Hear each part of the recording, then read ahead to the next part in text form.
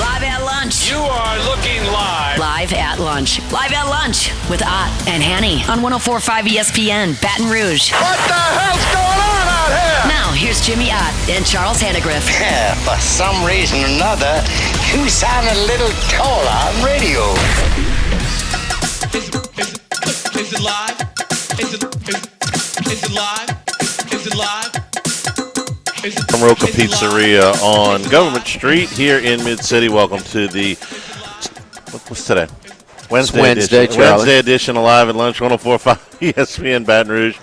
And the holidays got me all messed up. Charles Hannegriff, Jimmy Ott, Jordan Kitchens back in the studio. Scott Rabelais from SEC Media Days meetings. Can I start the show over? Can we just start? Take two. I mean, let me try this again. I mean, welcome to the Wednesday edition of Live at Lunch from Charlie. We're just here to from Roca Pizzeria on Government Street, Mid-City. I got that part right. We're glad you're with us today. We got to start over at Roca. I mean, it's a great Roca place. Pizzeria. Yeah, that's a good place. It's almost like Club Roca today. Music's blaring over here. We Nice. got it's festive over here. Got a great bunch of it's kind of springtime, summery type of specialty cocktails that are available at their happy hour, which is available Tuesday through Fridays, 2 to 6 p.m. The Garden Spritz, the Wild Barra, the Rita. It's kind of a the Reynolds Rita is kind of a frothy, summery type of margarita. The Violet, you turn in Violet, and the Springtime Spritz. So it's got plenty of different little springtime items over here. Of course, our salumi board changes seasonally, so different items there. So yeah. You say frothy. Yeah, it's kind of bubbly? frothy. It's not like it's not like a true frozen like out of a daiquiri machine or something. Yeah. It's kind of whipped almost. Let me have one of those. It might improve my delivery. Bingo. Wes Reynolds with us today. Randy McKay Yes. with us today. Scott Rabelais with us. He's at the SEC meetings in Destin. So Lane Kiffin last night or yesterday afternoon, late afternoon, was up on the podium. And what we got yesterday. They're podiums now at this thing? That's what kind of got me, too. That's what I'll go with Scott on, because this was all like you just hit them up. In the lobby. Yeah. Kind of deal. Yeah, and it seems like it's a lot more structured. That's one of the things I wanted to ask him, too. This is more of a coverage event now. This is becoming much more of a coverage event. He was very reserved. Almost like good. Yeah. Shut up, man. Did you ever go into an event when you were a kid and your mama told you better not act up? You know, maybe it was going to church, maybe you were going to somebody's house. Told them that in administration yet?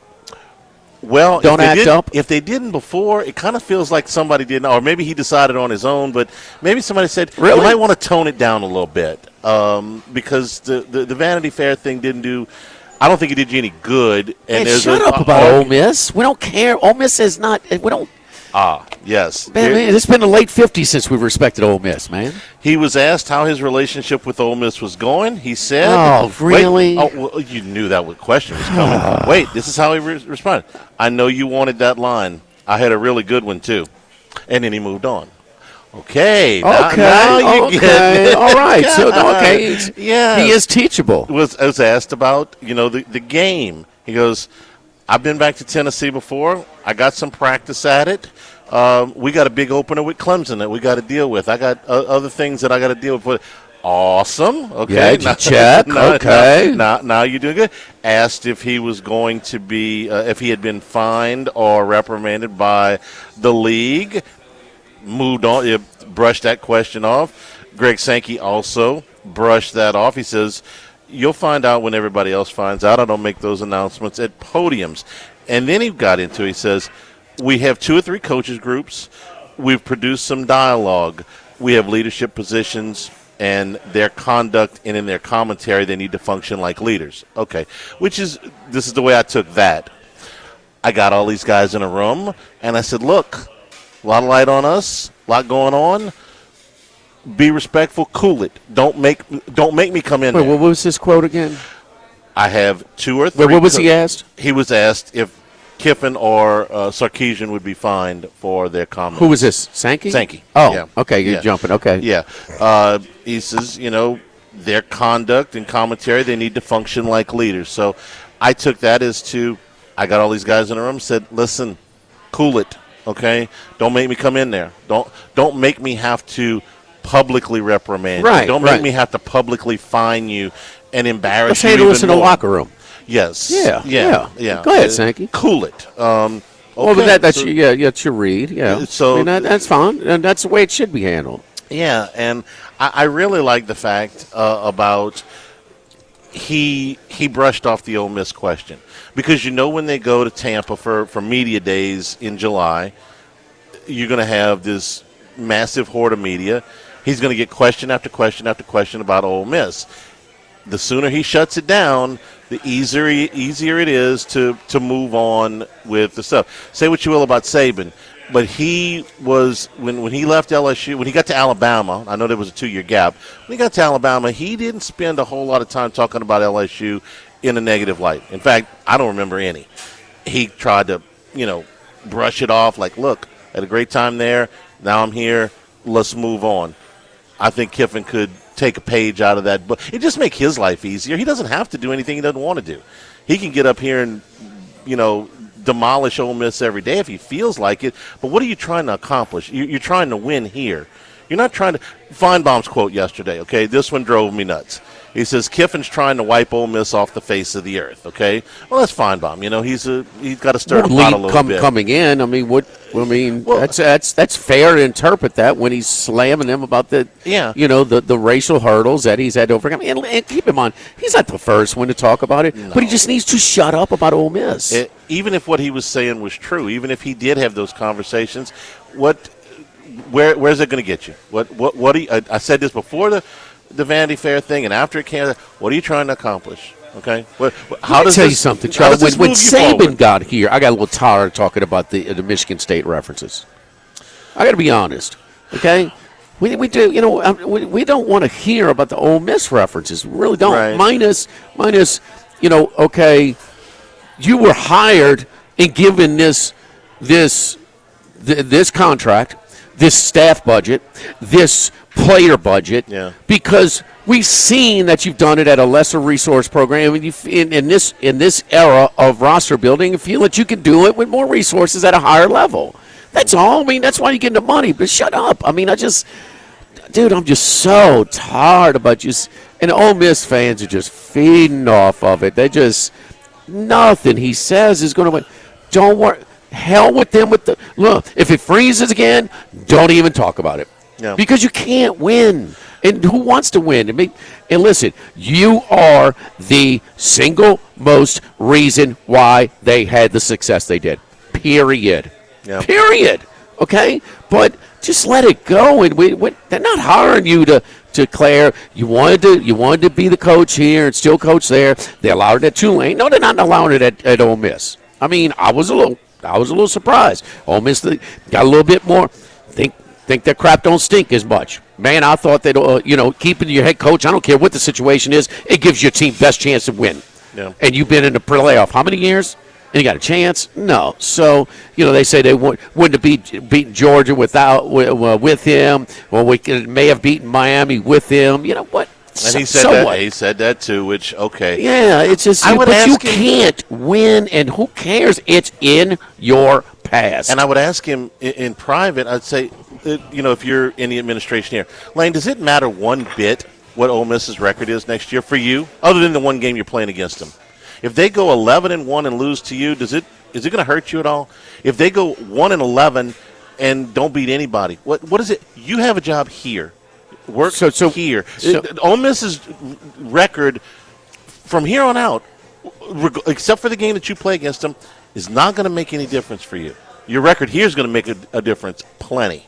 So, hey, move on from that. I thought he did a much better job yesterday of saying, look, and before he goes to media days, it's just, look, nobody got anything to talk about in the middle of July. This is going to be prime fodder. Just say, look, I know it's boring.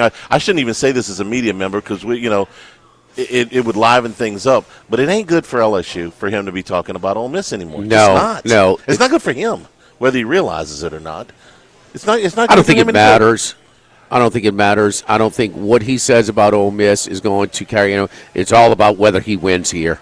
Yeah, that's it. Okay, I mean that's it. But it's just in the off season, in the talking season. Yeah. Man, just focus here. I don't remember Saban talking. I remember it a little bit different than you. After that little flirtation the week after he had the job, where we got the rumor, oh man, he got here and doesn't like it. He wants to go back to Michigan State. After that passed, I remember. There was a little bit more reference to Michigan State than. Well, this is the way I remember it. I remember him saying, we need to do things differently here. The administration building. Well, that's why he got the job. And he knew that he was promised by the administration, although it's outside of, Emmert's sort of jurisdiction. Well, there was a lame duck AD, and he took the role of the AD and promised him all the support that he would get, and they did follow through. But when he was talking about those things, I didn't think he was talking about Michigan State a little bit. Charlie, I said it. There's enough to where I said it. You remember it. Okay, you remember it. I mean, okay, but there was actually more references. How many times? Well, every NFL game comes down to the last 2 minutes, last 5 minutes rather. He talked about a lot of NFL references when we got to games, but he talked about a lot of Michigan State stuff when he got here. Yeah, I took it as. Not as much as this guy talking about Ole Miss. No, and it was more in the terms of, listen, that's how they're doing things there. That's why we were having success. You guys need to do things here. Because he took there was a lot of resistance. Why do you need that locker room? Why do you need the Cox Center? Why do you need all these things you're asking for? And frankly, the LSU fan base had been conditioned by the previous athletic director that you can get by on a shoestring. You don't need all this stuff. And you were stuck in fourth place or worse because of it. And Saban convinced him, rightfully, if you want to win, you got to do all this stuff. I disagree. Which part? Are you saying you can get by without it? They were in a program low run. Yeah. No, they were open to ideas of improvement. Okay. Now, when they won the national championship, they said, well, wait a minute. You won a national championship with it. Wait, why do you need more now? I remember that they had just built the Lawton Room, and he wanted Saban. Well, at the time it was. At the time it was. What did he talk about? His first facility that they did at Michigan State. And he said it worked, and it helped in the recruiting process. The study center? The academic center. Academic center, yeah. The academic center. Mm-hmm. So he talked about that. He said, look, man, this has worked. No, but LSU was, how many losing seasons did they have? 6. 8 of 11? 8 out of 11 and 6 8 of 11 coming in? No, there were.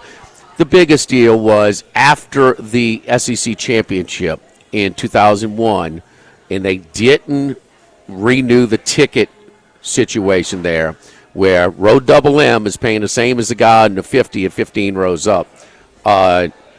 He was pissed. He said, no, I told you guys to get this. Remember, that was going into the 03 season. Yeah. Was the whole Herb was making all of his, media presentations and talking about why and how they had to grow. When teams programs like Auburn had this thing for like 30 years and stuff like that. Which was also when Skip was taking over as athletic director. That was a Joe Dean thing. He was not going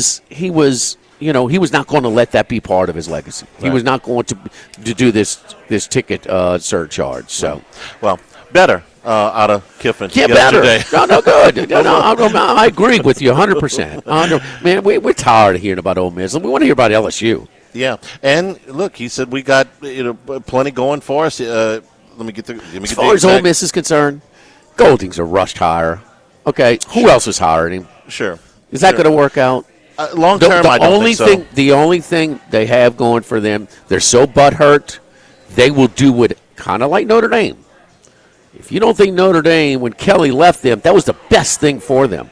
It woke them up. It woke them up. Yes. It woke them up. Yeah. Now, Kiffin built some things progressively to give them a chance to compete. There's no doubt, with the collective and things like that. I mean, they were, but the butthurt thing, I mean, they may give more just to try and show that they won't miss him. And it's a little different totally different situation, but similar in the sense that, you know, they're willing to do whatever they can they're motivated more than ever to support it, to show that they don't miss Kiffin.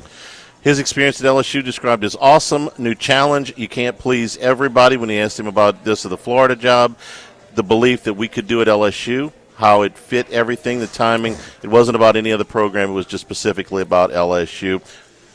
I'm excited about it. Okay, that's fine. I thought it's just crazy. He the Florida job, the LSU could have had either.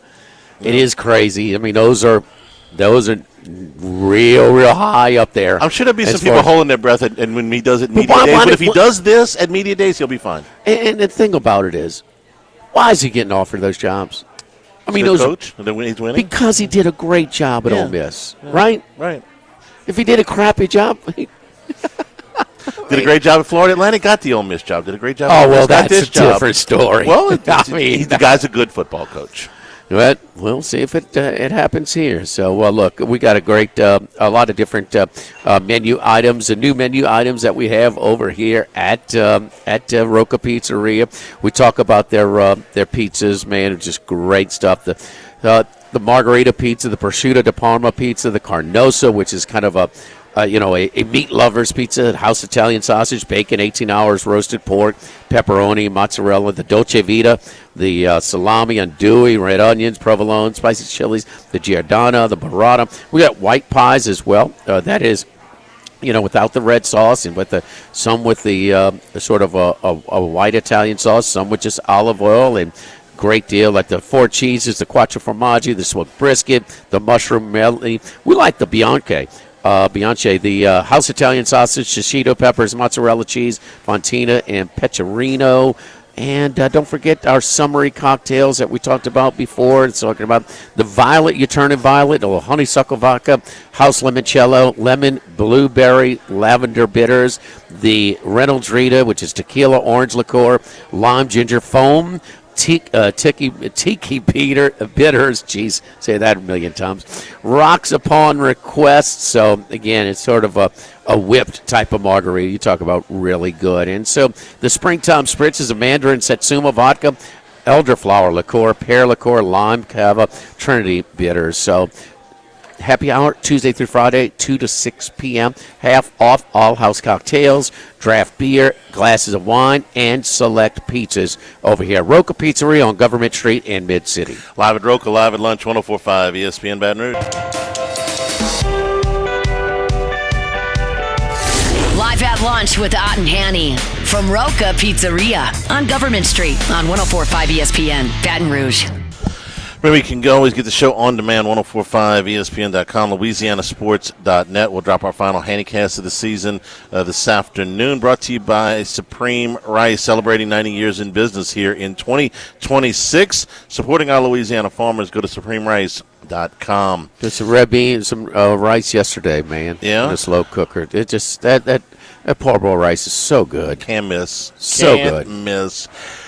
Thunder take a 3-2 lead over the Spurs last night, a game that OKC controlled for most of the way. Jimmy, I didn't think there was anything extraordinary about this game. These teams are both really good. They know each other really well. OKC was at home. They played better. They shot the ball a little bit better than San Antonio last night. The only thing that got my attention that was, I don't even want to say out of the ordinary, but just kind of continuing on with the theme, was OKC got real physical again with Victor last night. Yeah, he shot away from it. Which they've been trying to, yeah. He wouldn't go in the paint as much. And I didn't see this until they were showing, because I kind of lost interest in the game late with OKC pulling away. After the last time he checked out, which was with about 2 minutes to go, right around 2 minutes to go, he goes over, and Bismarck Biyombo and Mason Plumlee are checking in the game. These are both bigs. These are both pretty thick, physical guys, right? And he whispers like something to both of them on their way onto the floor. Who? Victor to Biyombo and to Plumlee as they're coming in the game for the Spurs. Okay. Okay. So in that last 2 minutes, Jared McCain, who started last night for Oklahoma City, was still in the game. He took 2 hard fouls. Right. In other words, Right. Victor Right. said it. Right. It was like Victor said, "Okay, these guys, No doubt. go pop them for me." And Plumlee's about 260, 270, but 7 feet tall. Biombo he's not 7 feet tall, but he's probably 6'8", 260 or so. Go pop him. Let him know that we noticed, and they did. That's great, but you lost a pivotal game because you backed down. Yeah. And he didn't want to mix it up. It's getting to him. There's no doubt.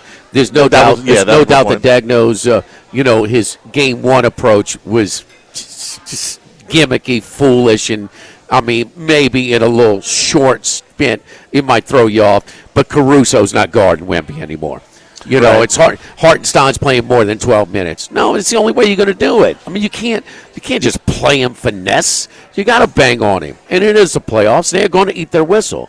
They're going to call some fouls, but they're also going to let you play more. And it just, last night, I'm sitting there, and why it took 5 games, I don't know. But this is a completely different reset. It's a reset from game 1. And we hadn't seen close to Wemby in the game 1 of this series, but also we didn't see the fire and the toughness. He is backing down to their physicality, and he is taking himself out of it. He's a 7'3" guy that can hit half-court shots, hit logo shots, hit whatever. Fine, beat us from there. But you are the high percentage stuff is with him getting him. They're challenging positioning before he even gets the ball. On the pass, they're challenging the pass. There were some deflections there, trying to. And if they get fouled, they get fouled. They were challenging on the alley-oops. They were challenging everything with their bigs, with a guy like Hartenstein, who is a physical guy. Yeah. He's got that little flip and that works for him a little bit, but offensively, it doesn't matter what he gets. How many rebounds did he have last night? Victor, 6. How many did Hartenstein have? Hartenstein had 15. Huh? 15. Okay. All right. Really? That's a big part of the game. How many rebounds did he have in game 1? 22. I think it was. You're not going to rebound as much if you're not down there, and so is the how this after you go 4 games and you split, you reset. We need a game on the road to win San Antonio. They're not willing to do it, and the other thing is it's just. Before game 1, and I missed on game 1, then I missed on game 2. I mean, before game 1, I missed last night. I just like the seasoning should win. The playoff seasoning. We've seen it so many times. You got to pay your dues, right? Yeah. The seasoning is part of why New York is having this level of maturity and just blasting people like it's UNLV in the old Big West Conference. I finally found a good comparison. I mean, these are NBA teams that are doing this, no matter what you think of their competition. But the seasoning is winning. And then why is it? Because you got to play through contact. You're going to get away with more physicality. And that's the biggest part of it. And they are, and guys, there's some guys that get off their shot easily in a regular season that can't in the postseason. But last night was clearly a game where that seasoning, that playoff experience is showing. They mentioned it last night. It's so true. Now the Spurs, I think it was Tarico, Spurs might be a year ahead of schedule, challenging for. Well, they're challenging, but can they get over the hump? We saw it with the Bulls against the Pistons. They had, and what was part of it? Pistons against the Celtics, but before that. Pistons before the Celtics, no question. But what was the deal that the Bulls had to get over with? The physicality against Jordan. Yes. Jordan rules. Yes. Victor shot over 50% in the first 4 games of this series. Last night he shot 4 for 15 from the floor. This was the first time in that clip after the game. I saw it. I didn't see it in real time, but I saw it after the game where he goes over to those guys. Is like, look, they've been giving me the business. Go make a statement here at the end, even though we're going to lose. I think San Antonio will probably come back and win Game 6 back at home, and Oklahoma City will finish this up in 7 games because of what you're talking about, that playoff season for a Game 7. But that was the most that I've seen it really get to him in these playoffs. Well, he's sending the goon squad out to do his business. You saw him throw the elbows. I saw him throw the elbows. If that's not a statement like this is getting to me. Right. Okay, but we talked about it before. You can't just play him straight up. There's no comp. They don't have anybody. There's no comp. But does what he you does. got to get him out. You got to make him really do. I want to go deal with this down in the paint. And like Barkley says, in the program, said some people say, "Man, are you seeing what they're doing? Wemby are doing? Man, it's the playoffs. You're going to get away with more physicality." Man, when I was a kid, go down to the Jazz. These are regular season games. It'd be in the late 70s. Okay, I couldn't believe down low the physicality. Oh, God, them guys beating on each other, man. You just had to be a man down there. And we know that and different officials have different officiating styles, but what is consistent? They let them play a lot more in the playoffs. In the playoffs. Yeah, what you in were watching, every sport. What you were watching was the advent of no blood, no foul back in the 70s. Chet Holmgren had his best game of the series last night. He was super aggressive. Yeah, super aggressive. Went at on the offensive end. I thought so much. Yes, that was a big sign. First time double-digit rebounds. And in Oklahoma City, it's just the role players that perform at home. They're more comfortable. That's your consistent. But how many do they have? How many does OKC have? I know they got one. I know they got Caruso. Because he's Caruso, the ultimate role player. But how did he do last road game?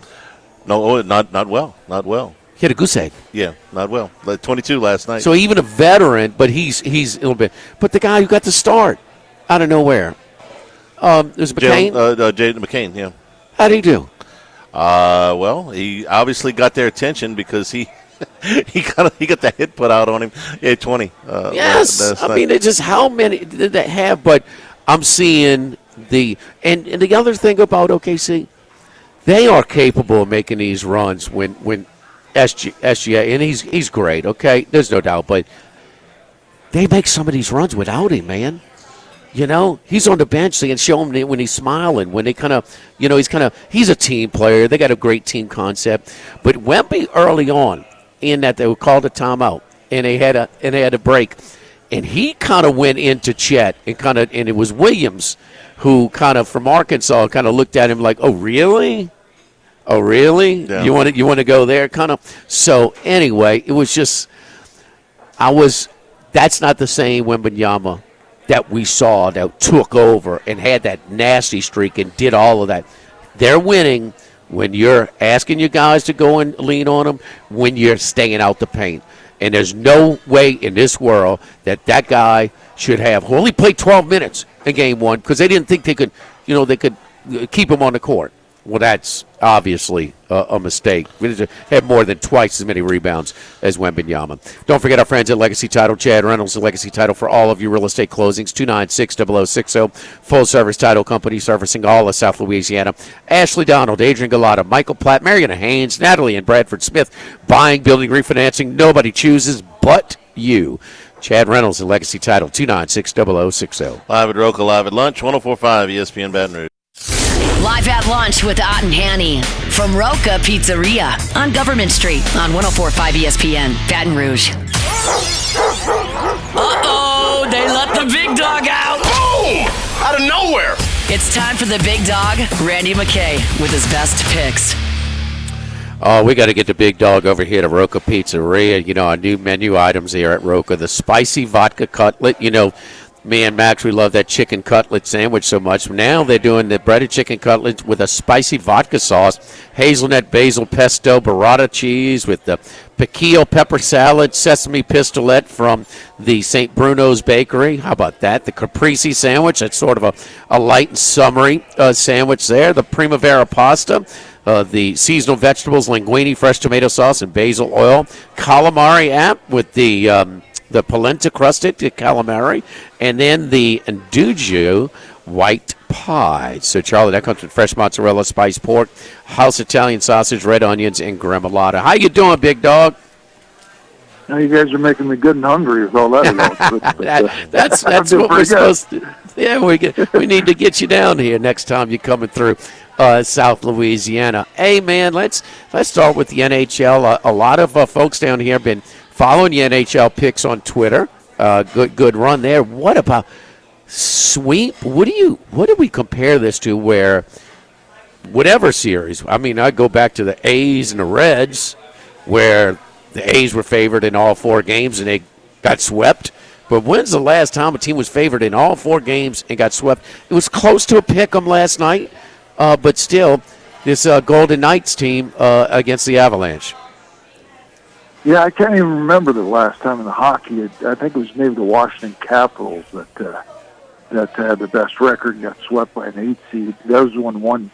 That was one that was set up better. Ones used to play 8s and 2-7 and that kind of thing. So that's the last time I remember in the hockey, and that would have been 10, 15 years ago when they got swept.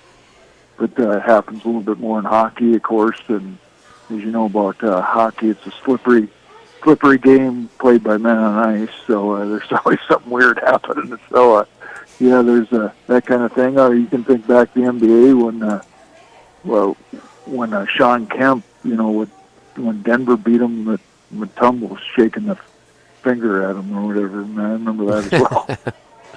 But that's a game 5. That was one game. This is a sweep.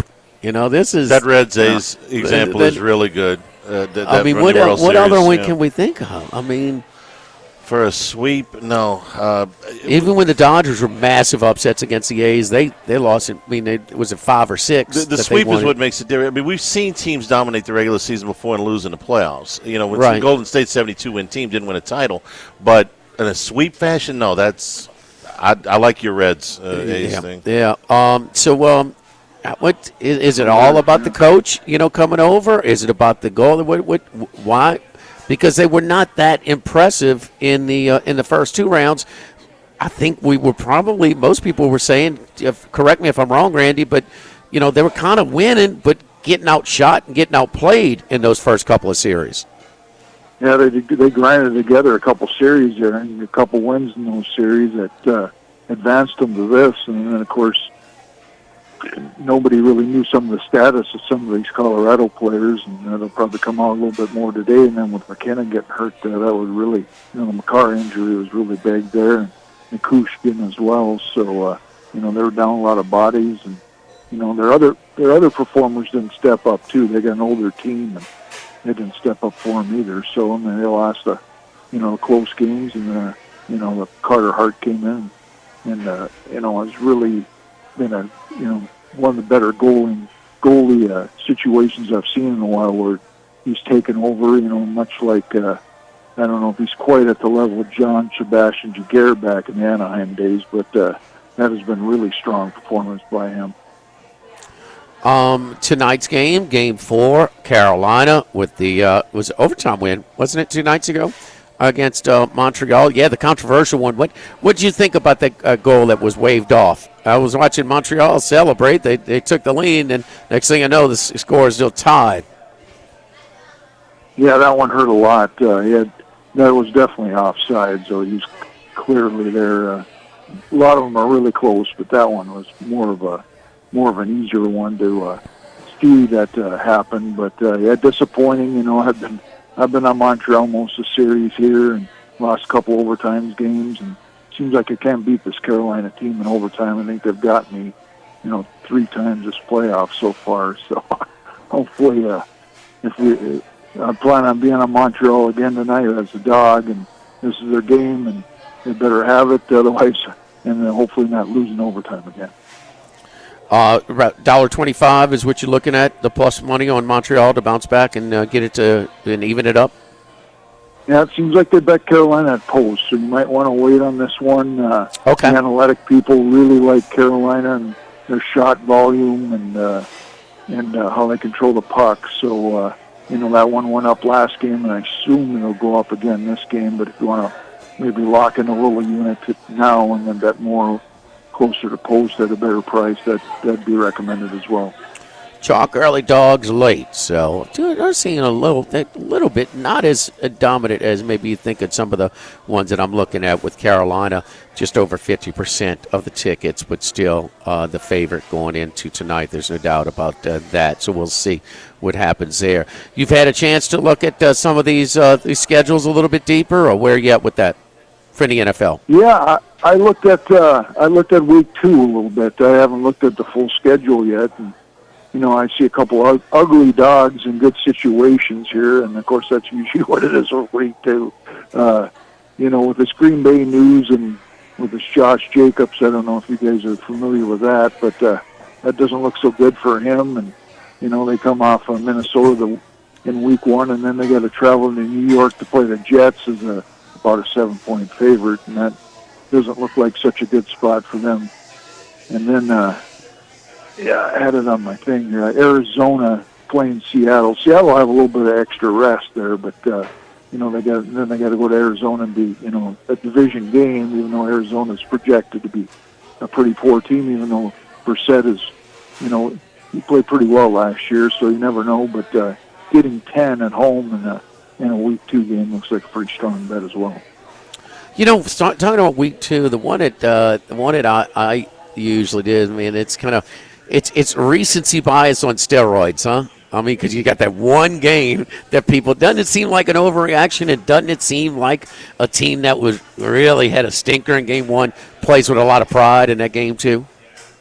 Yeah, always the most juiciest week of the NFL season, or one of them is week 2, and just for what you've mentioned, and the overpricing of the favorites usually comes into play. It used to be, of course, better back in the good old days, but of course, now there's still value, I think, on week 2 and looking at these overpriced lines. Charlie, anything for Rand to be the big dog? Yeah, it doesn't have anything to do with the lines, though. Something he posted yesterday. Bob Horner passed yesterday, yes. the yes. longtime Atlanta Brave. And Randy, you posted a video of one of the great fights in Major League Baseball history between the Braves and the Padres. And Pascual Perez was pitching for the Braves, and he hit the first batter of the game. I forgot who it was. It might have been Alan Wiggins for the Padres. And San Diego decided that they were going to throw at Perez every time he went to the plate. And so they did, and this big brawl ends up going. And as soon as Craig Lefferts starts heading towards Pascual Perez, Bob Horner steps out of the dugout. Horner was a big guy. Yeah. he put a stop to that. Randy, I remember watching that live. It was on the Superstation. That was the one baseball team we could watch all the time. I remember watching that live as a teenager. Who was the announcer? I watched that last night too. The Braves, the Braves crew. No, but who was the announcer that was doing it? Skip Carey was doing at least part of it when he talked about Here Comes Horner. Okay. And it might have been Pete Van Wieren on the mic. Randy, maybe you remember that, but that brought back some memories because I remember watching that fight live. Yeah, I do as well, and I remember, watching that. I grew up a Braves fan because we couldn't get the Twins on. Only could get them on radio when I was growing up, so I became a Braves fan as soon as we got cable. And then, of course, you got the sad news yesterday with Horner passing, one of my favorite players growing up. And, of course, when I played baseball, I wore the number 3 after Del Murphy. So, it's been really, really tough, like the last week or 2 with all the Braves, famous Braves passing away here. What position did you play, big dog? I can be center field. Center field? Cover some ground, man. I could be center field. So I got. Now, wait a minute. So I got a little older, and then I was a little slower than the faster guys, and then I had to move to right field. All right, center field. So I mean, I don't know, Randy. I didn't have you on my chart. The wheels, plus wheels. I didn't have that. I don't think you'd have pitched. that was my deal. Oh, I used to have opposing coaches. I used to have to bring my birth certificate because they thought I was too old. In Little League, I put a couple over the fence, and they're like, "Who is it? This kid's too old." I like the commercial when they got the going guy, and the little kid goes, "How old are you?" He's batting 11. So my son had a kid who looked so old. We used to call him birth certificate. He always had to have his birth certificate Carry a every copy, game. right? Yes, indeed. I didn't know Big Dog was a birth certificate guy as well when he was playing back in his days. All right, Randy, anything else? You getting ready for Bet Bash? When is that, Bet Bash, before we let you go? Yeah, debating on that. That's same time as I might go back out to Black Hills for the Sturgis Bike Rally. So I'm deciding if I want to go to the Bet Bash or go enjoy some concerts at the out in the Black Hills at the different facilities out there, the Full Throttle we talked about, and then the Buffalo Chip. Get to the concerts, man. Yeah. This is where we're gonna need your brain to kind of just need to pause and reset. It's what do you gotta call it? Brain therapy, huh? Brain massage therapy. I mean, just keep it fresh. It'll be a long season. We're gonna be leaning on you for all those picks and all going through all that minutia and everything there. Follow Randy on Twitter at RR39. Thank you, Randy. Good luck to you this week. All right, thanks, guys. Good luck to everybody out there. Don't forget our friends at Go Chevrolet in LaPlace. Go Chrysler, Dodge, Jeep, Ram in Plaquemine. Go Chevrolet West in Plaquemine. Go Ford in Waveland. The Go Automobile Dealership family in South Louisiana and Mississippi. My buddies Lee Carney and Nick Richard, Concierge Service Department. You've heard me talk about it. Super convenient. I've never dealt with anything more convenient to get some work done on the vehicle. Certified Body Shop. Hey, mention my name, Jimmy Ott, for VIP pricing. I don't just talk about the vehicles from the Go Automobile Dealership family. I drive a Chevy Tahoe from Go Chevrolet in LaPlace. Again, the Go Automobile Dealership family, Go Chevrolet in LaPlace, Go Chrysler, Dodge, Jeep, Ram in Plaquemine, Go Chevrolet West in Plaquemine, and Go Ford in Waveland. Live at Roca, live at lunch, 104.5 ESPN Baton Rouge.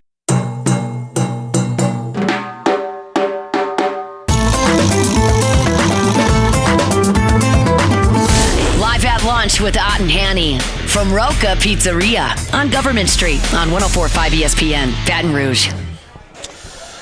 Back here at Roca, live at lunch. You mentioned that Bob Horner passed away yesterday. Jimmy, I just want we get a couple minutes here. One of a lot of us of a certain age grew up watching the Braves. So you grew up watching those Dale Murphy teams.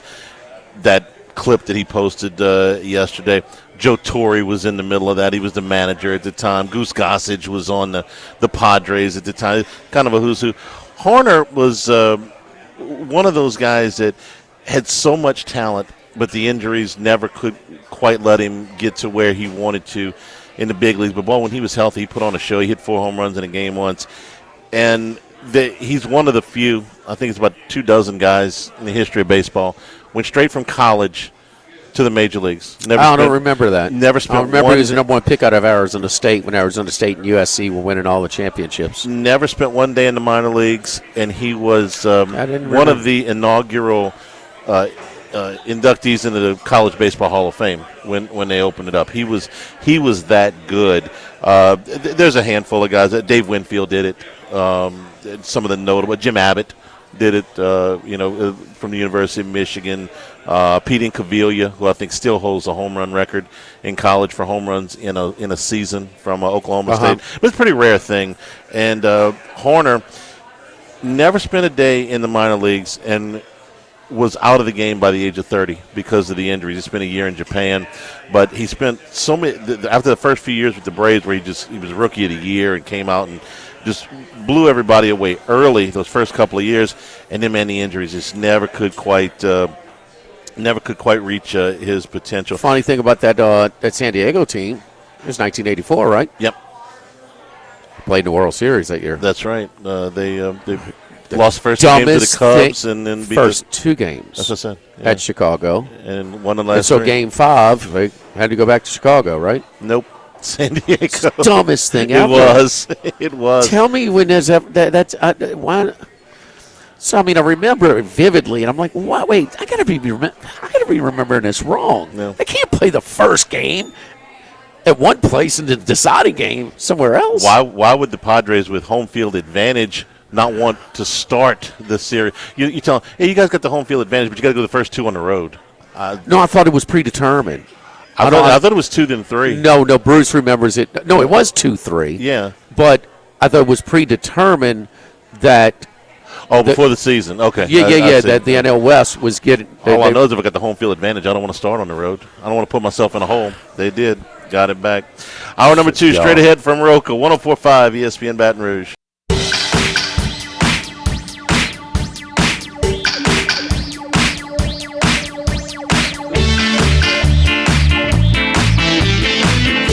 Live at lunch with Ott and Hanny from Roca Pizzeria on Government Street on 104.5 ESPN Baton Rouge.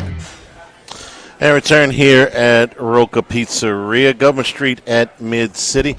Come by and see us here. I've got some new menu items. Great new menu items over here. I'm kind of rotating a lot of things from time to time, but this is fresh in over here. The spicy vodka cutlet sandwich over here, the breaded chicken cutlet, which we like so much, and then you did it with spicy vodka sauce, hazelnut basil pesto, burrata cheese, piquillo pepper salad, sesame pistolette. The caprese sandwich is the house focaccia, basil oil, goat cheese fondue, heirloom tomatoes with a watermelon balsamic glaze, kind of a summery sandwich. And on the lighter side, the primavera pastas or the vegetable pasta. So with the seasonal vegetables, linguine, fresh tomato sauce, and basil oil. Calamari appetizer is new. The calamari fritti, the polenta crusted tender calamari with the lemon aioli and the shugo rosa, and the anjua white pie. So that is with the fresh mozzarella, spiced pork, house Italian sausage, red onions, and gremolata. So those are new menu items over here at Roca Pizzeria. Scott Rabley got to push back a little bit. Maybe we get him today. Maybe we don't. Maybe later in the week. Will Wade and Kim Mulkey are available right now. This is the end of their sharing time. Is caring. Yeah.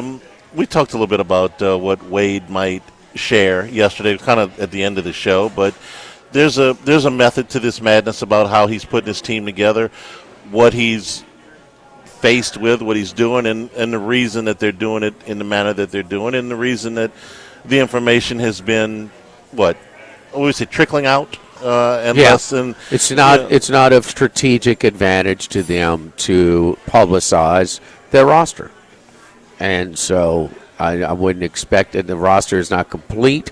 It's going to be full, but it probably won't be publicized till the first day of class in the fall semester, so late August. What do you? It's not late August or early September. No, it's in August. It's in August. Okay. Yeah, I thought so. The roster is going to look. It's going to have this heavy foreign influence. To it. Much more than usual. I would say 4, 5, 6 of their main rotation will be foreign. So 6 out of 8. So 70 roughly. I said 4, 5, or 6. Okay. I didn't say 6 of 8. So 50% to 75% of their rotation will be foreign guys. He's said that publicly about his. I don't know if that's written in stone about you gonna play 8 no matter what. Yeah. So. This is also. Don't you think that this is probably the last year that coaches are going to be able to take foreign players with professional experience without there being some kind of clarification of the rule? But from what happened with Bediako, for this outrage for whatever of R.J. Luis wanting to come back and play college basketball, don't you think that there's going to be some kind of clarity to this after this season? I'm not saying you'll never be able to sign a professional. Well, you got the new bill that they're trying to go through right now. And that's where I was going with this. So and it's part of it is they're trying to ban professional players. Now, is that European professional players too? Well, that would be a main. That's a lot of players that have been able to play college basketball we cut out. There's also the possibility there being an age limit on all this with the 5+5. Now, I don't know if that's going to make it all the way through. I don't even know if this bill's going to make it. Probably going to have a lot of adjustments to it. But one of the proposals that they talked about was like the old clock that used to start on you when you went into college. You had a 5-year clock. Okay, no matter what happened, you had 5 years to play 4. Well, if you got 5 years to play 5, they could put a cap on that. They could say 24 years old. That's it. Or you could start your clock at maybe a little bit later age, but you'd have 5 years. I don't think that this avenue is going to remain the way it is. I think they're going to put some kind of clarity to it. They need regulations because they can't control their own spending. Because the competitive aspect of it is there's just too much there. I mean, if LSU's got $40 to $50 million payroll this year, well, I mean, Ohio State might have 70 next year, or Texas might have 70. I mean, it's just going to – they just can't control themselves, man. It's only going up, up, up, up. And, it's a sport that – I mean, Major League Baseball is bad enough, with the haves and the have-nots. So it's a non-salary cap sport. And it's just growing. For the first time at SEC meetings this week, they are actually at least discussing the idea of players being employees. And if it's gotten this far, this is something that they're talking about. And you got a real split on some of the presidents are all for this. They think that players being employees, there being collective bargaining is the only way that this is going to survive. There are other presidents, like at the University of Georgia, that think this will explode workman's comp and will be even more detrimental than what you have now. Who's going to win that? I don't know. This is the legalese part. This is the part, we'd rather talk about games. Yeah. But this is the time of the year that we talk about this stuff. And I don't know what it looks like a year from now.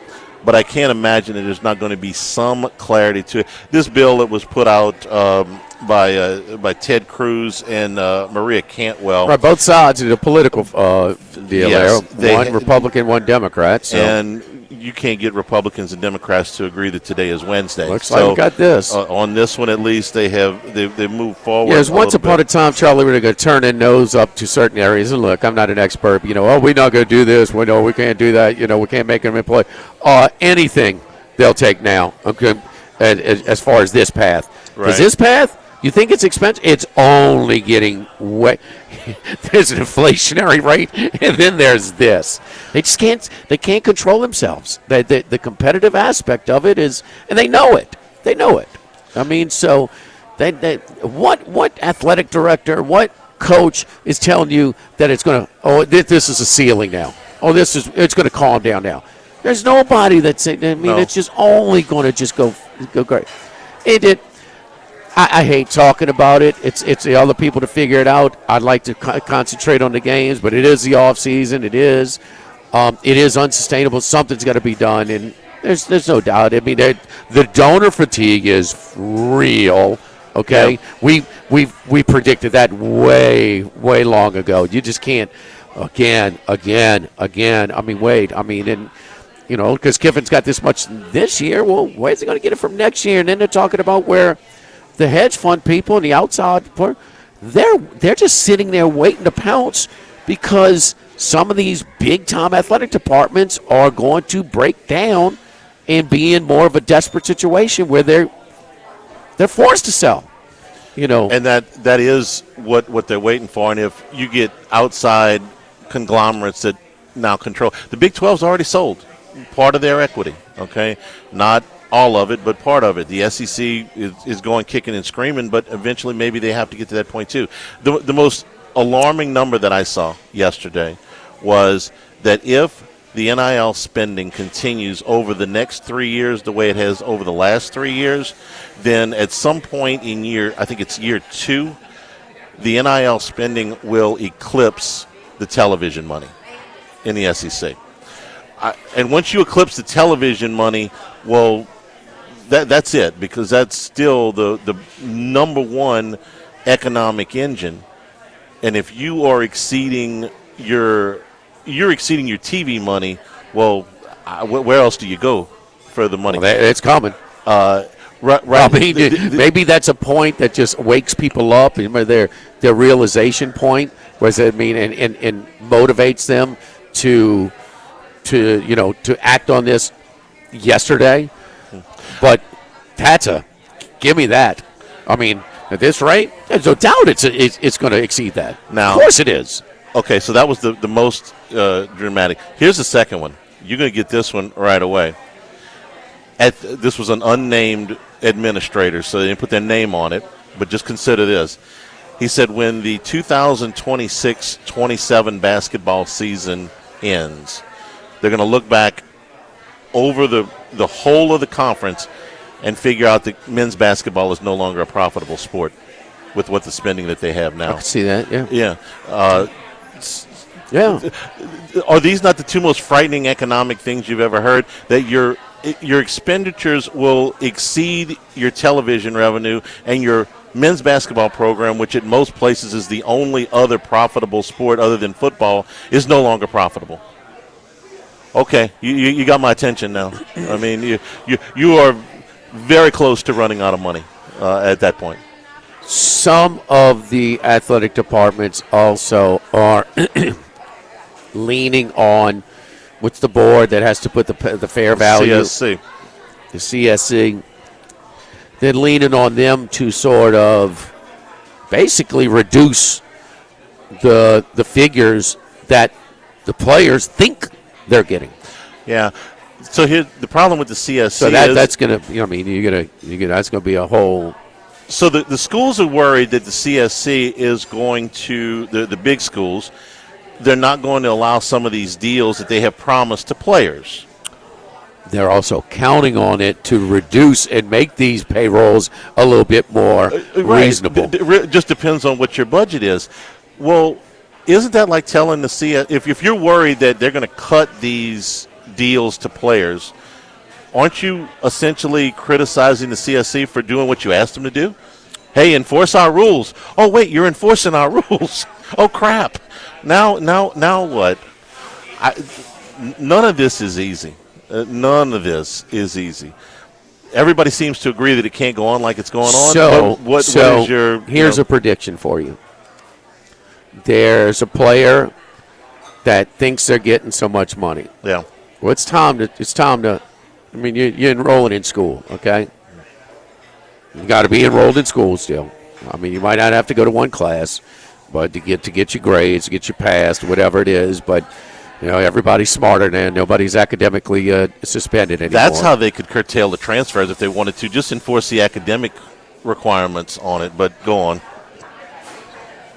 And they were misled, and they're only getting a fraction of what they thought they were getting.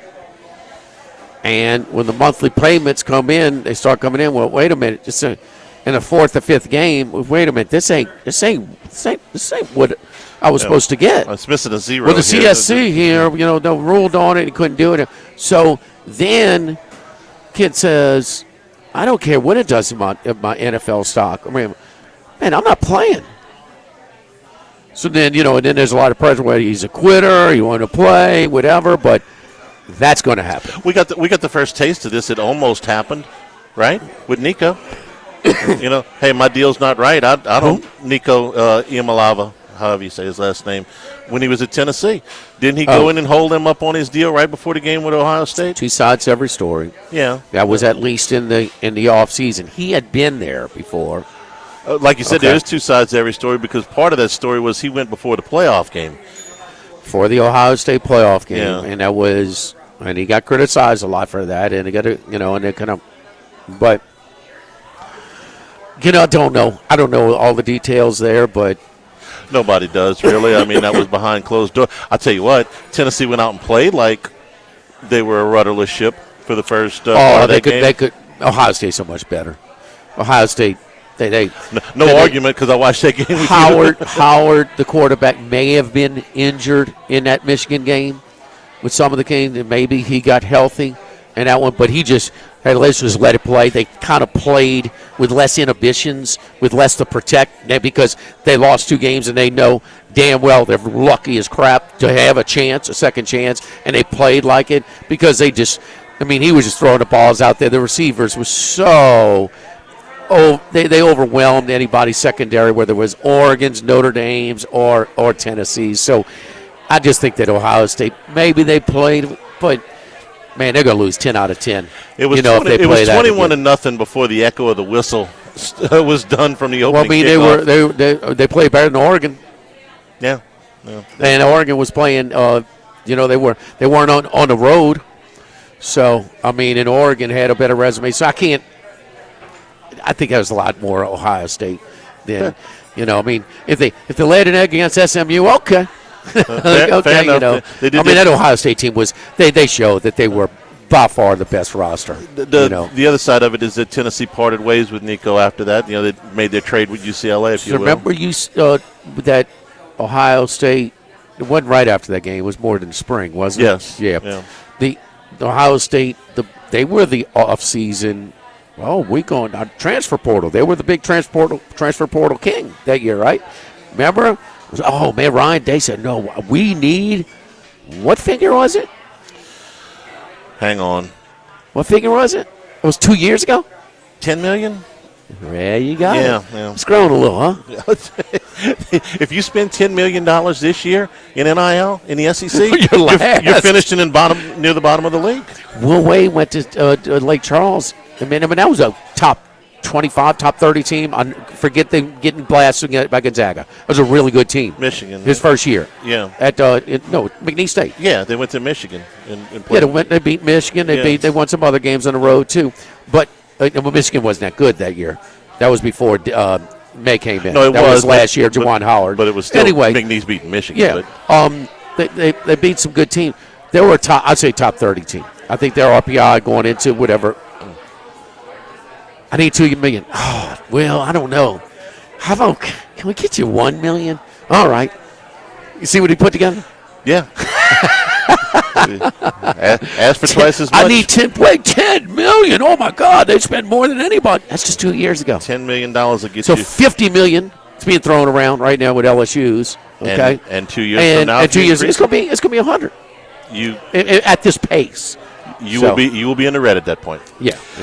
Brought to you by the Thibodeau Store, the Pierre Part Store, open in LaRose and Lockport. Lumber delivery available out of the Lockport and the Pierre Part location. So if you're doing some construction on your property this summer, let them help you out. Talk to their experts. They can give you lots of pointers on how to save time and money. Have your items delivered to you. No job is too big or small at the Thibodeau Store. Your outfit in the backyard, grills still, the Broil King still on special right now. Your outdoor cooking equipment, patio furniture, poolside furniture, and, of course, your outdoor power equipment. Potting and topsoil spreaders and seeders if you're working in your yard. The Thibodeau Store. TheThibodeauStore.com will get you to all 4 properties on the one website. And the Thibodeau Store, 900 St. Patrick Highway in Thibodeau, Highway 70 in Pierre Part. And online, TheThibodeauStore.com. Live at Roca, live at lunch, 104.5 ESPN Baton Rouge. Live at lunch with Ott and Hanny from Roca Pizzeria on Government Street on 104.5 ESPN Baton Rouge. From east, north to south, but we're heading west. It's Wes Reynolds from VSiN.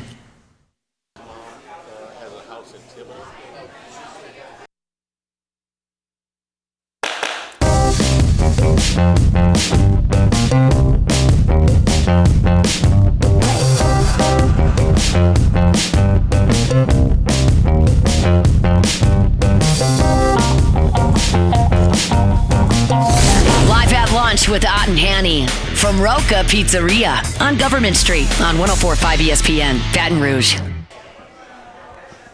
All right, let's talk to Wes Reynolds. Wes, how you doing, buddy? I'm well, Jimmy. How are you? All right, I got a side note. We got a little action on the side. I won't reveal the bet. But anyway, give me a target date. It could be never. It could be next week. The next elevated event or major that Jordan Spieth wins. Oh, Max in here to defend himself today. Wait. Charlie, just stand your freaking lane, Charlie. I'm sorry, Wes. Once again. Go ahead. And we're putting you on the record here, Wes. So, next elevated event or major that Jordan Spieth wins, or none. Oh man, that is a very tough question actually, because I kind of pondered that a little bit myself, and you look at him and you think it's like time's on his side, right? He's only 32 years old. He had so much success early in his career, but I'm gonna say 3 years from now. Okay. All right. Charlie? Is that the same time the Cubs are going to win, too? 3 years from now? Another game? Is that right? I saw the Cubs and the Red Sox both win World Series in my lifetime. I saw the Saints win the Super Bowl. Anything's possible. Well, I know this. Since the owner of the Billy Goat died, Sam Cianis. Yeah. Died May 15th. Cubs started a 10-game losing streak on May the 16th. This was after who attended the Billy Goat just right before his passing for the first time? Max. Oh, really? Yes. Didn't they have two? We're blaming a lot on Max today. If you haven't guessed, two Wes. long winning streaks before he died? Two. Yeah. That's the one for you, Wes. Have you ever heard of that? 2 10-game winning streaks and a 10-game losing streak about Memorial Day? I mean, I was going to put it on the fact that maybe because they have Taylor McGregor doing college baseball and college softball right now, that who's usually the sideline reporter on the Cubs broadcast, that maybe that was their turn for the work. So it's got to be something, because these guys just forgot how to hit all of a sudden, because we know that pitching's not elite. But, man, you're not seeing these guys get on base at all. It's kind of gone the way of the Reds bullpen, to be honest with you. It is unreal, man. I mean, it's just, but there is some fun to this Major League Baseball season. It looks like it's going to be hard for us not to have some sort of work stoppage next season, so we'll enjoy it while we can. But in a non salary cap sport, I mean, it's haves and have-nots. But Charlie, the Washington Nationals have a winning record. I mean, the Washington Nationals. I mean, that's not, The Oakland A's are in first place. The A's? I'm sorry, not the Oakland A's. The Sacramento A's. Yeah, the A's are in first place. And how about your team, the Vegas Golden Knights, huh? Wes, I'll ask you this. When is the last time a team that's been favored in every game got swept 4 games in a playoff series? Yeah, it certainly surprised me, but this has been a different team with John Tortorella as the coach, and we've seen Torts do this before at other stops and turn a team's fortune around. Now, eventually he kind of wears thin long term, but this is a short term deal. He took over very late in the season, and the fact that the Vegas Golden Knights had less wins than teams like the San Jose Sharks, they had less wins than like 6 teams that didn't make the playoffs. And the fact that they sweep Colorado, I did not see that coming. And to gauge if you want to get in front of them right now, even though I think that they'll be an underdog, especially to Carolina, if they go ahead and eventually put the series away against Montreal. But that's been back and forth. So, they might get a lot of rest here, because that could go the distance in that series. Wes, help me out with another one, okay, with this Knicks situation. Now, this is a season where we had, an enormous number of teams tanking. And some of these records in the East and some of these teams in the playoffs, got fat off of, beating some teams that are tanking. So maybe this path to it, but this historic path, and it's one thing to win, but to destroy teams the way the Knicks have done it. I mean, just destroying them. I don't know what I can compare this to in professional sports. Maybe a little bit of the New England this year. I got to go back to the AFL, NFL days before the Jets and the Chiefs broke through and gave the AFL some level of respect. But I'll tell you another one. It's almost watching UNLV back in the 90s when they were destroying teams. They were 28-point favorites every night. Well, how would they How would they translate to playing the blue bloods of the world once they got into the tournament? What are you thinking about this? Because they're going to be substantial underdogs, whoever comes out of the West, Oklahoma City or San Antonio. Well, I think that they'll be smaller underdogs than the Pacers were last year, simply because of what you said, their dominance and how they're beating these teams. And, I had my doubts about the Knicks. It's like, okay, when are the Knicks going to Knick? You know what I mean? Like, when are they going to blow it? And you thought it was maybe going to happen early on, and it didn't. And Cleveland, when they blew that lead in Game 1, it was like, okay, they're done for.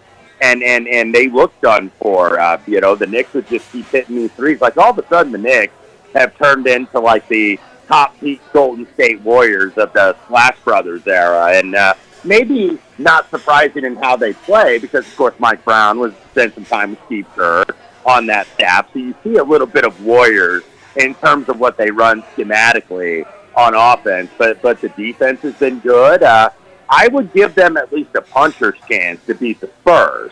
If it's the Spurs in the finals, I don't think with the Thunder. I think the Thunder are just too experienced and too good defensively. Like with the Spurs, you could at least say, well, these guys hadn't been here before.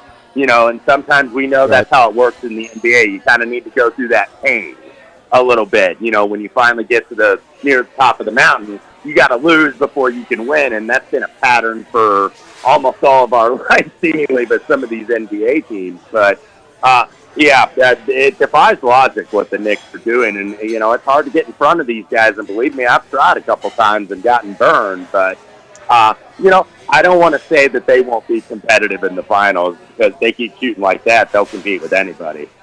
We're looking at about maybe minus 250, minus 280 projected number, the Thunder against the Knicks, and the Spurs wouldn't be that much less. I mean, right, 250, 260, something like that. By comparison, last year, you're right, Wes, 650 to 700, the Thunder were favored over the Pacers. 650 to 700, and of course, that one went 7, and if Halliburton doesn't get hurt, who knows? What's your thoughts of what's happening in this Thunder Spurs series through 5?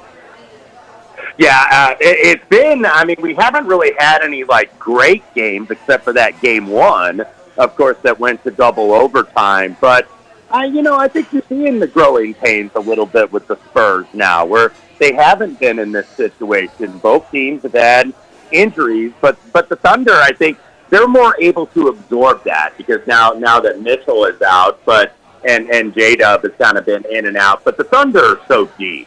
Like, they've got guys that could fill in. Like, you put Jared McCain in the starting lineup for the first time last night, has a big second half, and they just don't miss a beat, and they keep the Spurs at bay. And you do wonder, the Spurs, I think, are trying to kind of quicken the pace a little bit because they don't want that Thunder defense to get set. But, he might be getting some wear and tear on these guys, even with Wemby, I think. Like, he got some rebounds at the end, but there was a time throughout the game it's like, man, he's 7'4" and only has 1 rebound. Yes. Like, how does that happen? And you might just be seeing these guys have a little bit of wear and tear, and you got to on that team, Dylan Harper and Johnson and Castle, like they're so young and just don't have that playoff experience that the Thunder have developed over the last 3 years. Lid may be dead, but, you're talking about Ludwig Oberek. Sometimes he thinks it's a live event. He's great through 54. 72, that's a bigger hurdle. He's the favorite at the Charles Schwab. What are we looking at, Russ? Yeah, probably rightful favorite, but not for me at under 10-1. I got to wait till he starts to close more of these out. So I started with Justin Thomas at 25-1, who kind of seems like maybe he's turning the corner and getting back close to winning again. And his last victories have been on all similar courses: Southwind, Sawgrass, Harbortown. Won the PGA at Southern Hills, which was a little bit longer course, but that was also a Gil Hanse redesign, and also the same original designer here at Colonial. Short game's coming around. Just got to get his approach back to standards, and I think you'll see him contending again. And then Ricky Fowler around the same price. Prior to that down-the-field finish at the PGA where he had that bad final round, he had 3 straight top 10s going in. He's continued good form. He's in the U.S. Open now. so he doesn't have to worry about qualifying and can focus on getting back in the winner's circle. Rio Hisasane at 45-1. Guy's made 14 straight cuts since he missed it at the opener, and he's been a model of consistency. Runner-up at the Farmers, top 10 at the Bolero, at Phoenix, at Pebble Beach. Could knock on the door for victory here. Sun J.M., who also returned from an off-season surgery the same weekend Justin Thomas did at the Arnold Palmer, he's starting to play a little bit better. 3 top 10s in his last 9. He's got 3 top 15s at Colonial over the last 5 appearances here. Going back to one I played last week, Pearson Coody, who ended up just being T19 at the Byron Nelson, but he was 3rd in putting, was 5th here in 2024 and 16th here last year. Guy, he peaked a little bit early in the season, then went down, missed a few cuts, and now he's kind of, I think, getting back to where he started the season. And then Max Grazerman, 60-1, progressively good form over the last 4 weeks after he started rough. Led the field and approach last week at the Nelson, led for ball striking, so I think he could play well again on this Texas two-step. Tony Finau, 67-1, returns to a course where he's really played well. Runner-up here in 2019, 4th here in 2023. That finish in Dallas, and I know that course played super easy, was his best finish anywhere in over a year. And then we'll close it out, Michael Kim, just inside 100-1, 6th here in 2023, 16th last year. Dropping class, too. He's been playing these signature events and obviously the majors in between those. And now you're getting a drop in class where you don't have some of the guys at the top here. So you're seeing him, where he's finishing top 20, top 30, top 40. This could be kind of a spike week for Mike Kim. Wes, I lost you for just a second there. Between M and Grazerman, it was Pearson Coody. Is that? I just want to clarify. Yeah. Okay, making sure there. All right, anything you on tonight, Major League Baseball, tomorrow, or in NHL, or tomorrow in the NBA? Yeah, I'm just looking through the card a little bit. Obviously, unfortunately, no NBA tonight, but I think the Thunder are going to close it out tomorrow. I think it's going to be 6. I originally thought it was going to be 7. So 3.5. I will take a shot with the Oklahoma City Thunder tomorrow night.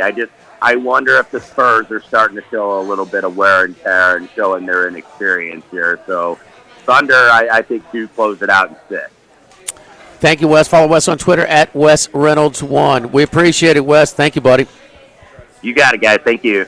Don't forget our friends at K&M Automotive on Siegen Lane, 8445 Siegen Lane at Perkins, the only place I take my vehicle, 7:30 a.m. to 4 p.m. Monday through Friday. Go and see my buddy Jason Payne. He's going to try and find you a way less expensive repair for a more costly replace. But sometimes there are some things that are failing with your unit for safety concern. We have to replace. So he's going to alert you when something serious is failing with your vehicle. Shoot you straight. That's all you can ask for, is a straight shooter when you go to get some work done on your vehicle. You've heard the horror stories. It's not the case over at K&M. He's very busy because of the repeat customers that he has. If you come in at a not-so-convenient time, he'll reschedule you at a more convenient time for them and for you. 8445 Siegen Lane, just off of Perkins, across Siegen Lane from Ambrosia Bakery. The only place I take my vehicle, K&M Automotive. Live at Roca, live at lunch, 104.5 ESPN Baton Rouge.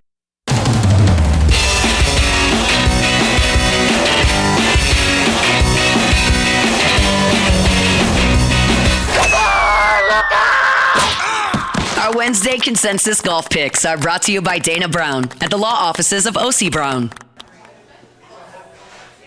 And return here at Roca Pizzeria on Government Street at Mid-City. I think we got Max on to you. Yeah, similar golf courses. But one of the things, this tournament has been affected by the schedule. We talked about how the Zurich got affected by all the signature events.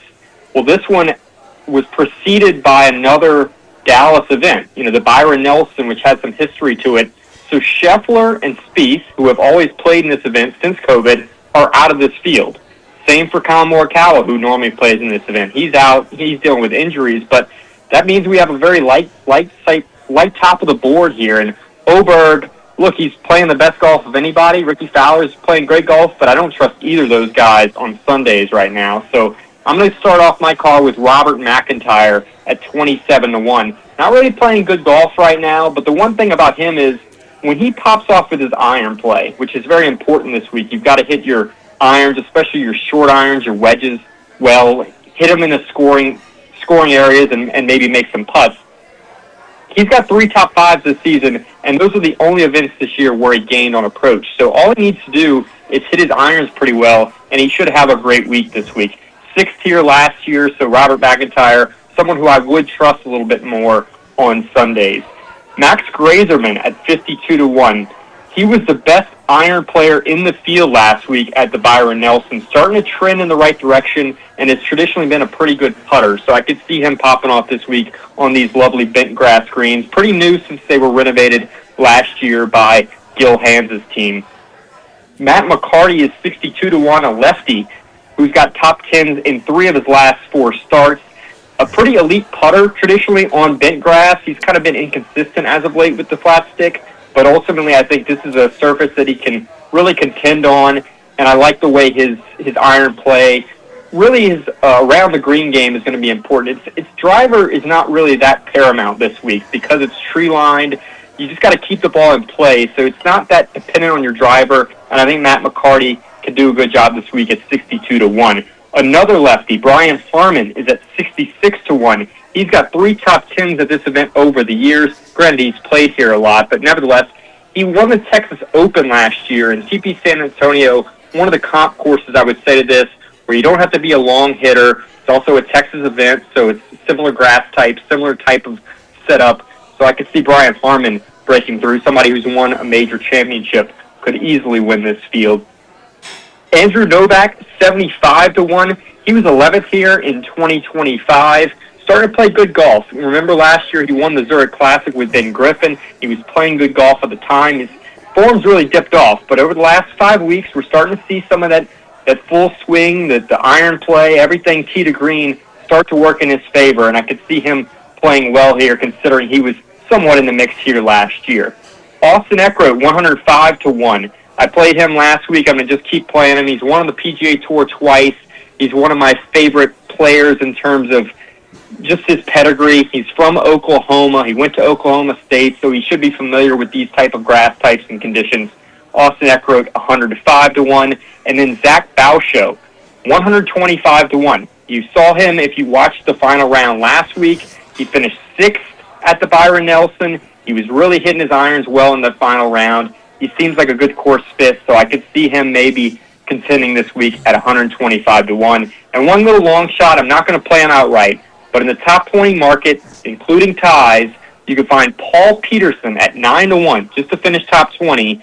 He's someone who is the shortest hitter on the PGA Tour, but that just doesn't really affect him as much this week as other weeks. So you've got to kind of pick your spots with him. He's been bouncing around on the Korn Ferry Tour, the lower levels of the PGA Tour. So I think he's somebody at 9-1. You just got a top 20 finish, including ties. It's not asking that much of him, and I think that's a good price on Paul Peterson in terms of the placement markets. All right, McIntyre, Grazerman, McCarty, Harmon, Novak, Eckroat, Bauschow. Is that correct? Bauschow, Bauchou. Yeah, I got it off the leaderboard. I know how to spell it. I'm just trying to pronounce it here. Okay, all right. What is that? What's the origin there? Bauschow. Bauschow. I mean, the HOU. It's got to be kind of French, huh? I mean, Pierre Part, huh? Yeah. Why not? He's probably been to the Pierre Part store. Charlie, this guy wants Pierre Part. I can't spell it or pronounce it. So. Wes says JT Hitsatsune. Sanjay M, Pearson Cootie, Grazerman, Finau, and Michael Kim. So Grazerman is our consensus golf pick, brought to you by Dana Brown at the law offices of O.C. Brown.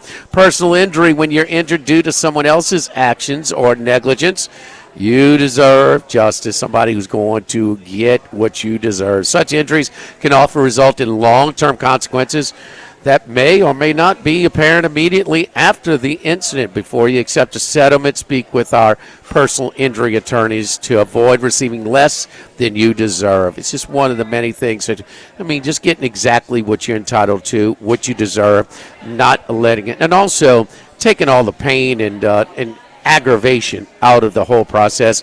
They're going to deal with everything, take care of the doctor's bills for you, schedule you for doctor's appointments, also just deal with the insurance companies as well.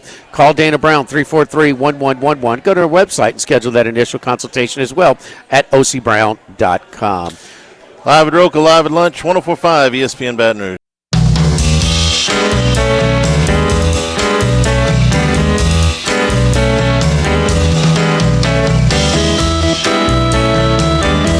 Live at lunch with Ott and Hanny from Roca Pizzeria on Government Street on 104.5 ESPN Baton Rouge.